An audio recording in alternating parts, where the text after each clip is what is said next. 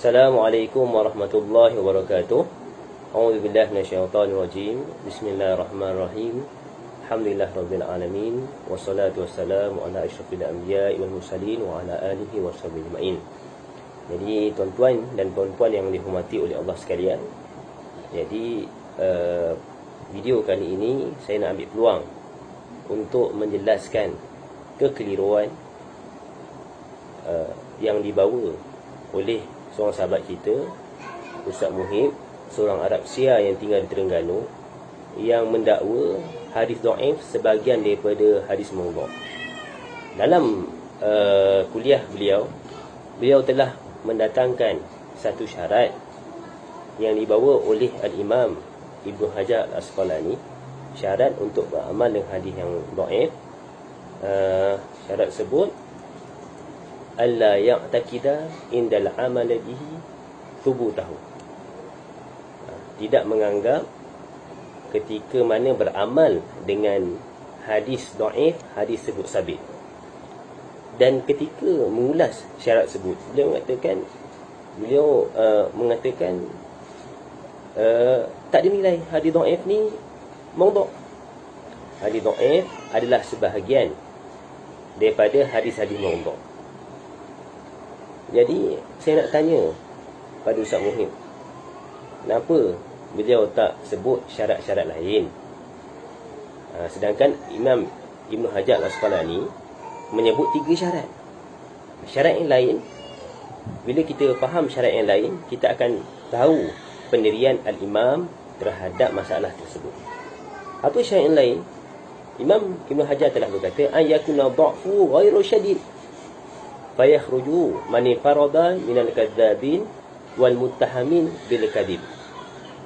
Dhaif tidak terlalu lemah, tidak terlalu dhaif, maka terkeluarlah perawi-perawi yang menipu. Jadi kalau kita faham kat sini, Imam Ibnu Hajar mengatakan kat sini dhaif tak terlampau dhaif, dan perawi itu bukan perawi yang bohong. Kenapa? Sebab perawi yang berbohong, hadisnya jadi maudhu'. Hadisnya jadi maudhu'. Jadi Al-Imam Ibnu Hajar berpendapat hadis maudhu' tidak boleh beramal langsung.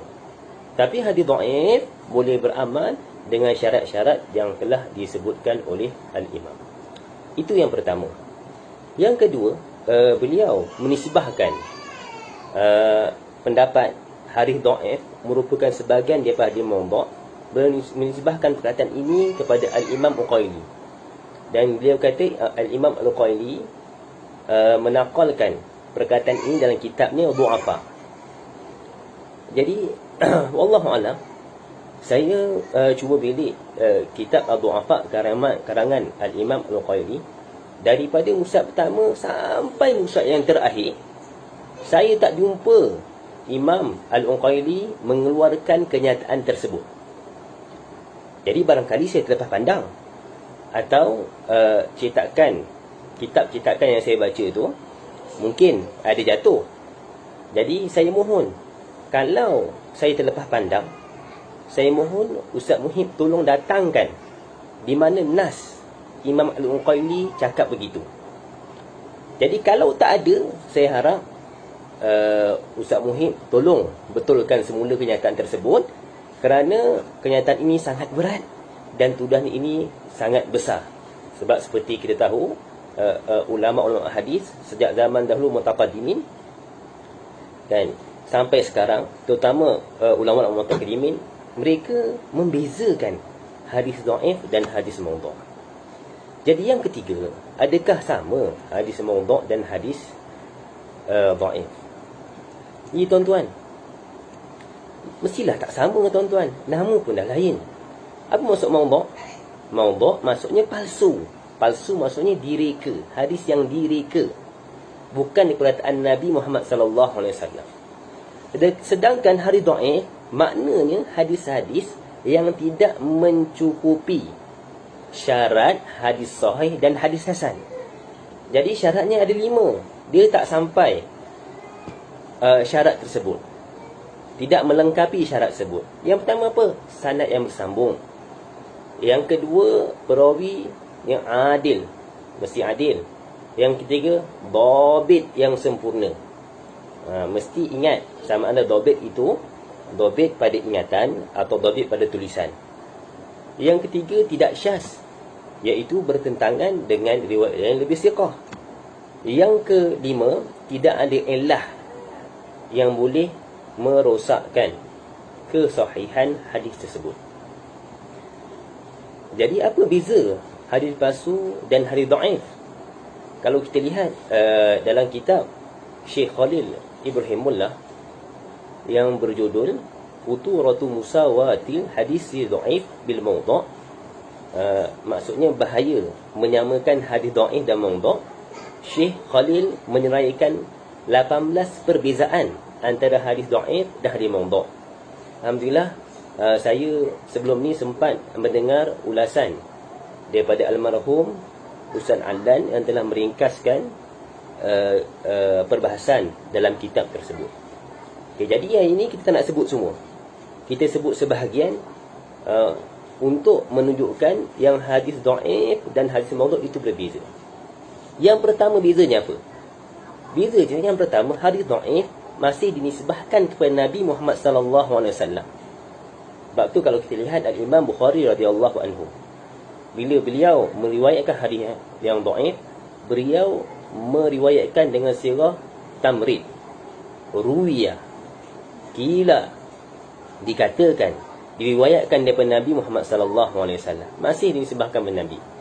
Adapun hadis mawdu' tak boleh langsung dinisbahkan kepada Nabi kerana ianya bukan hadis Nabi, bukan perkataan Nabi.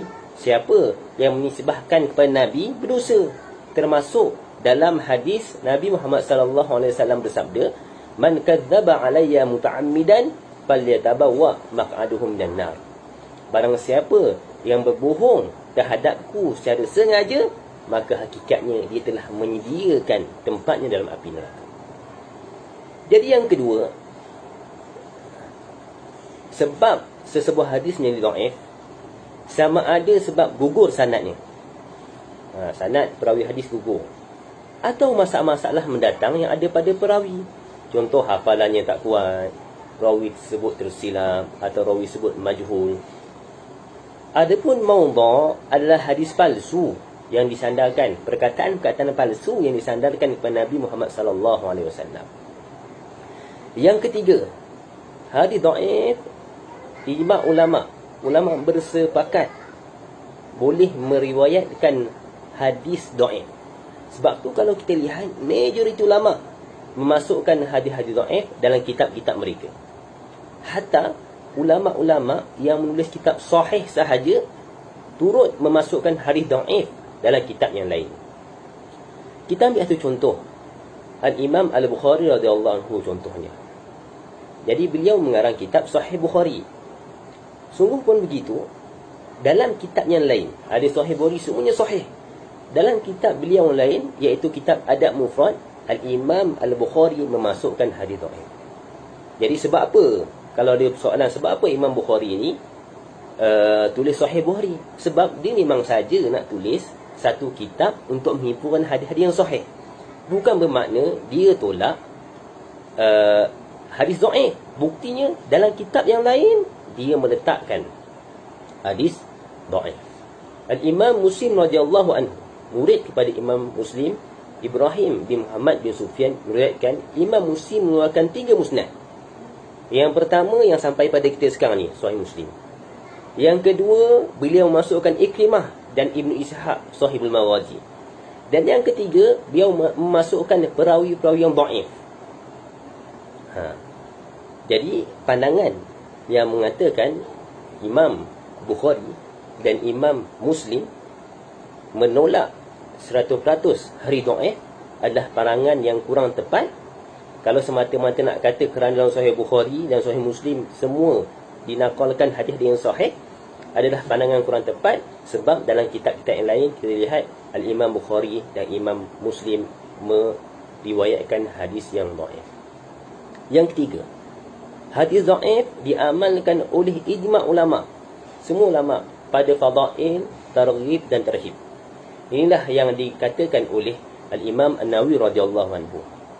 Bahkan dalam bab hukum, kalau dah tak ada hadis yang sahih, hadis yang hasan, ulama kita menggunakan hadis dhaif untuk mengeluarkan hukum.